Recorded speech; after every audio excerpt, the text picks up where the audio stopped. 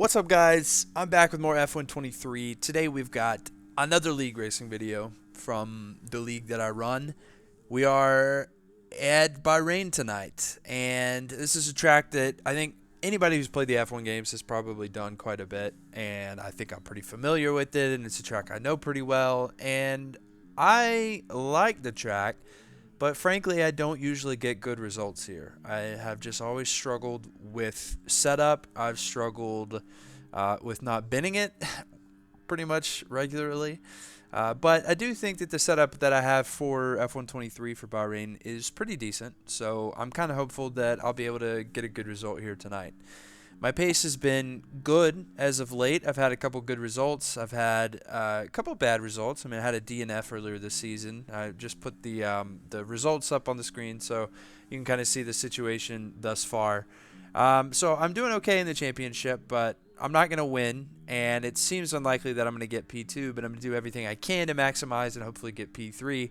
But that means I'm going to have a couple good results here to end the season. And, of course, that starts with Bahrain.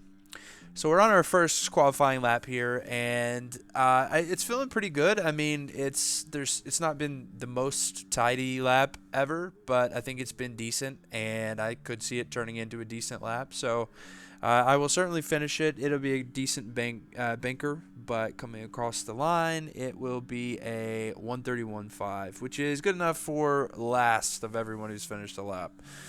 Second lap, I turned in a little late right there, just kind of ruined the lap, and I finished it out, but I was not enough to improve. So going into my final lap here, I am currently scheduled to start 6th on the grid out of the 9 that we have in the race, and I'm hopeful that I can improve on that a little bit. And through a couple turns, I've already done that, and I hope I can keep that momentum. But I generally find that I just kind of get better throughout qualifying, and I think, of course, that's partially just the track evolving. But I think also, it doesn't matter how many laps you do, and I of course, do some time trial laps to sort of nail down my braking points and tweak the setup as needed. And then I'll typically do quite a bit of online Grand Prix practice multiplayer laps just to get in the exact same environment that I know I'm going to be driving in the race, with the equal online cars.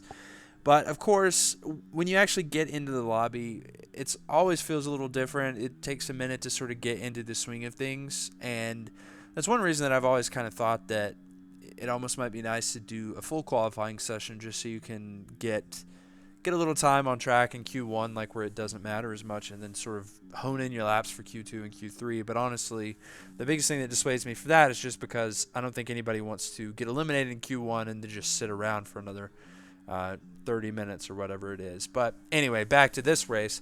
I'm over 6/10 up as I go across the line, which is good enough for 5th. And I don't think that anybody did a better lap than me after I'd finished. Yeah, so I will start 5th in the race. So I think that I can certainly do a lot from here. I don't think that I'm going to be able to rival Thug and Freaky Petey at the front of the pack, but I do wonder if maybe I could maximize with like a P3 here. I do think also that I'm going to be running a strategy in this race that I don't think many others are willing to try, and that is a one-stop soft to medium. And I think that it's doable, but the problem is that the softs get pretty rough by the end of the stint if you're really gonna maximize the pace that you can get out. And I've done some testing, and I think it's doable. I think it's possible, but it's if anytime you take soft tires, as long as you have to make the soft and medium work here, it's gonna be kind of sketchy near the end of the stint. So we'll see what happens. But for now, I'm keeping it clean. I'm keeping it safe. And Ghost and I are going to go a little bit of wheel to wheel there and keeping it clean. But of course, I'm conscious of everybody around me, just trying not to make contact and stay alive. But Ghost actually goes under that curb and just completely loses it. If you've been on that curb, you know that you were riding along. There's nothing you can do whatsoever to control your car. So I'm able to get in front of him, and hopefully we can keep it that way. Hal, my teammate, is in front of me. he is faster than I am. So my concern, my problem here is that I don't think I'm going to be able to keep within DRS of him. That's honestly the optimal thing. If I can stay within 1 second of Hal when we get onto the third lap, I'll have DRS and can just sort of get pulled along by him, because early in the race is really when I got to capitalize on these guys behind me, Ghost and Incident, both of who are starting on the mediums. And I presumed that they would not be doing a one stop. So I don't think that they're going medium to soft. I think they're going to be two stopping. But I also think that, and the point of that was just to show you, I've got a lot of tire wear already. It was like mid 20s on the fourth or fifth lap. So it's going to be a rough stint. And I don't think that I actually captured where my tire wear was at the end of the stint, unfortunately, but it was not good. So anyway, the point was I wanted to stay out in front of Ghost and Incident while we had the softs and they were on the mediums.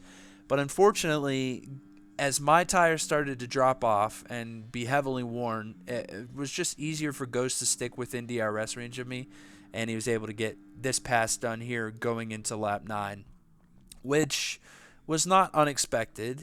I think that as deep as these tires were in their wear life, it was a bit optimistic to think that I was going to be able to stay in front of those guys for much longer.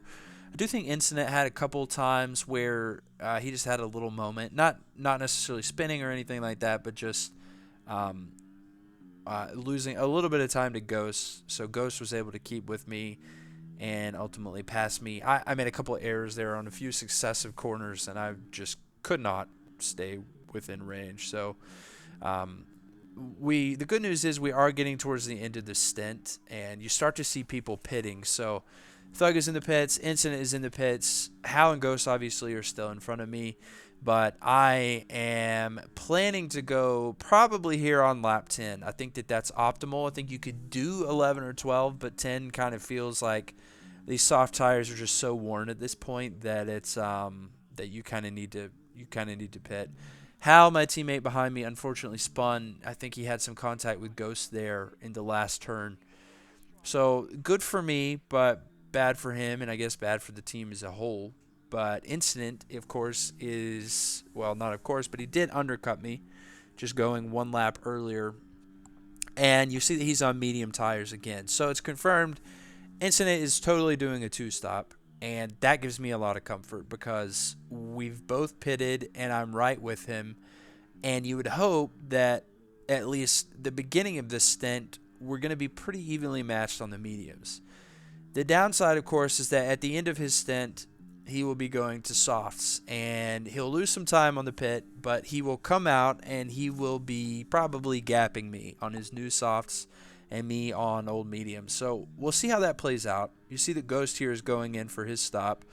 He comes out a couple seconds ahead, and he's going to be pretty tight with Incident, it looks like. It looks like they're going to be pretty close on track. But Ghost also is on the mediums. So this is not going to be a one-stop from either one of those guys. It will be at least a two-stop. And all I can do at this point is just hope that I can stay relatively close to them so that when they do pit, they have a ton of time to make up with their new softs. Because I'm assuming that they'll go to softs. It's really the only thing that makes sense with this strategy. And they will be faster than me. They will be faster on their new softs in their third stints than I will be on the old mediums that I'll still be on from lap 10. I mean, I'm taking these mediums 19 laps, which honestly is not as, believe it or not, is not as tough as taking the softs the 10 laps that I did. So I'm catching up to Ghost and Incident actually a little bit. It felt like throughout the stint, I felt like I was just retaining a lot of life in these mediums. And I was watching the wear, and I kind of was worried that it would be tougher to take the mediums the 19 laps than the soft the 10 laps. But honestly, these mediums felt fine like throughout the race. And I was not right there with Ghost, but within 2 seconds or so. And you see Incident behind me, 21 seconds behind on the soft tires. Ghost will go in, fit the soft tires, and at this point, it's just Freaky Petey and Thug in front of me. Kind of an interesting battle at the front, by the way. Freaky Petey has the 3-second penalty for track limit violations, but honestly, without that, it looks like it could shape up to be a pretty tight race. Though, as it stands, Thug doesn't have the time penalty. And beyond that, Freaky Petey here unfortunately DNFs, which is a real bummer for him. I think he was on for a really good result. Definitely a P2, potentially a P1, depending on what happened with Thug, keeping it clean and anything like that. But, well, one man's misfortune is another man's fortune. So I'm in P2 here. I'm in driver's position on a P2, which would be my best result in this league in a long time. And I think it was a really good race. I think I put together a good strategy. I think it was kind of risky. You know, you're prone to make mistakes when you're on old softs or old mediums like that. But fortunately, I was able to make it work. And some cars around me had a little bit of misfortune. My teammate, unfortunately, Hal, had some misfortune. Freaky PD obviously got to DNF, and Ghost and Incident I think actually ran really solid quality races. But I think that the combination of my strategy with just being fortunate and pretty consistent on the track resulted in the P2. So, really good result. I didn't have any chance at all to beat Thug, of course, but that's kind of just the way it goes. Driver of the day, also. We love that. I don't really know how that's decided, but I'll take it. I felt like I was driver of the day. And we get the podium celebration with the champagne. Yeah, but this will move us up in the standings. I will not catch up to Ghost in P2. I will not catch up to Thug in P1. But I think I should have P3 or P4 pretty much, well, not in the bag at this point, but I certainly have a good pathway to achieve them by the end of the season. So you'll see some more races from the season. We've actually finished the season. I won't ruin for you what happens, but there's some more good stuff to come. So P5 to P2, good race, good results, and we'll try to keep it up next week.